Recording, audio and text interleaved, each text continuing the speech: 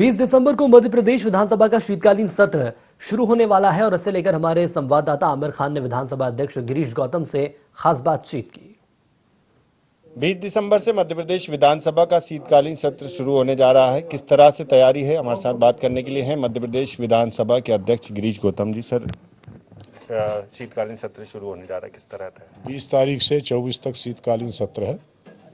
एक तो कोरोना की जो तीसरा वेरिएंट आया ओमिक्रॉन का नाम का, उसके थोड़े बहुत असर दिखाई पड़ रहे हैं, पर सावधानी की ज़्यादा ज़रूरत है। इसलिए जैसे ही मध्य प्रदेश सरकार के संबंध में जो भी आदेश निकलेंगे उसका 100% पालन विधानसभा की तरफ से हम करेंगे।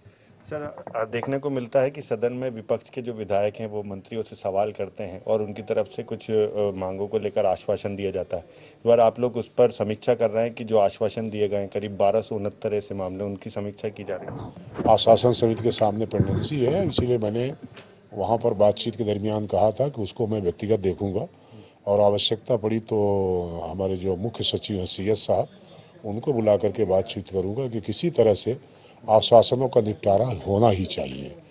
और कई बार ऐसा होता है कि आश्वासन मंत्री 3-4 तरह से देता है।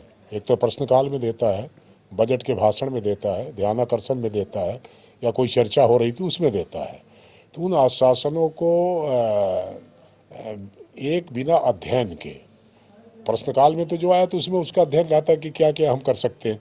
कई बार जब बातचीत चलती रहती है उस समय वो आश्वासन देते हैं, पर उनके साथ ध्यान में नहीं रहता कि इस आश्वासन की पूर्ति संभव है कि नहीं संभव है।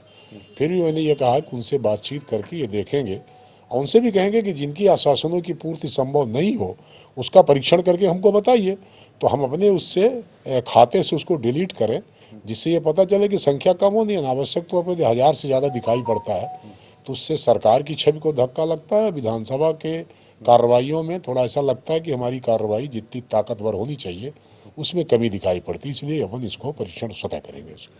सर, इस बार कुछ नया करने के लिए जा रहे हैं। जो प्रश्नोत्तर काल में विधायक सवाल करते हैं, समय की भी बचत हो सके, किस तरह से ये नया प्रयास हम ये कर रहे हैं कि जो प्रिंटेड किताब विधायक को जाती है क्वेश्चन के लिए तारांकित प्रश्न में, और वो सीधा पूरक प्रश्न, क्योंकि अब पूरक ही अलाउ है उसमें, तो हम अलाउ तो उनको पूरक करते हैं, पर वो मूल प्रश्न को ही पढ़ते हैं, मूल उत्तर को भी पढ़ते हैं, इसके बाद पूरक प्रश्न पूछते हैं। इसमें समय जाया होता है, इसलिए ऐसी व्यवस्था करने का प्रयास कर रहा हूँ कि न तो मूल प्रश्न पढ़ें और न तो उत्तर पढ़ें, उससे जो निकला हुआ पूरक प्रश्न सीधे उसको पढ़ें, मंत्री से जवाब लें। तो जवाब लेने में एक तो जल्दी जवाब मिलेगा, क्योंकि फिर वो मंत्री भी उसी को पढ़ते हैं कि साहब हमने ये उत्तर दिया है, ऐसा करके एक भूमिका बनती है, तो उससे दोनों का समय बचेगा और मंत्री को उत्तर आने के बाद शायद उसके प्रश्न का जो उसका विधायक की जो इच्छा है उसकी ज़्यादा पूर्ति करना संभव हो सकेगा। सर, कांग्रेस मांग कर रही है कि विधानसभा का ये शीतकालीन सत्र बहुत छोटा है, बड़ा होना चाहिए। कई ऐसे मुद्दे हैं जिस पर चर्चा नहीं हो पाती, इसलिए बड़ा सत्र होने लगना चाहिए। मैं दिन के बड़े से नहीं गिनता, समय कितना अपन देते हैं इससे महत्वपूर्ण है।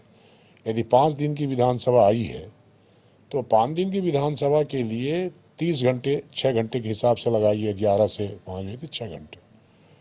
अब 6 घंटे या 5 घंटे या 7 घंटे नियमित जो हो रहे हैं उसके अलावा भी यदि आवश्यकता हो तो आप तय कर लीजिए।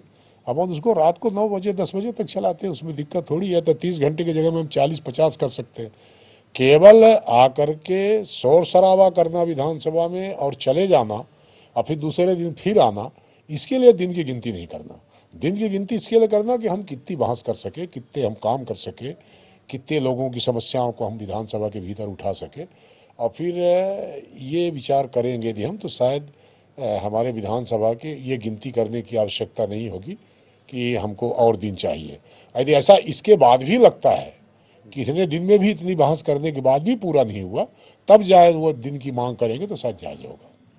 सर, इसके अलावा सचिन बिरला जो विधायक हैं उनको लेकर भी कई सवाल उठ रहे हैं। कांग्रेस ने मांग की थी, डॉक्टर गोविंद सिंह की ओर से भी आपको पत्र भेजा गया था, उस पर क्या कुछ आगे कार्रवाई? एक पत्र आया है, मेरे सामने प्रस्तुत हुआ है, मैंने उसको देखा है, कानूनी तौर पर उसको देख रहा हूँ और निश्चित तौर पर नियम प्रक्रिया के भीतर उसका निर्णय करूँगा।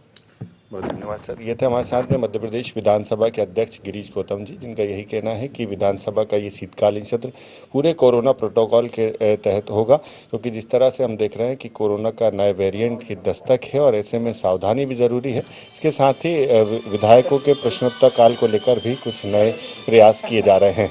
भोपाल से कैमरामैन राकेश श्रीवास्तव के साथ आमिर खान, IND 24 भोपाल।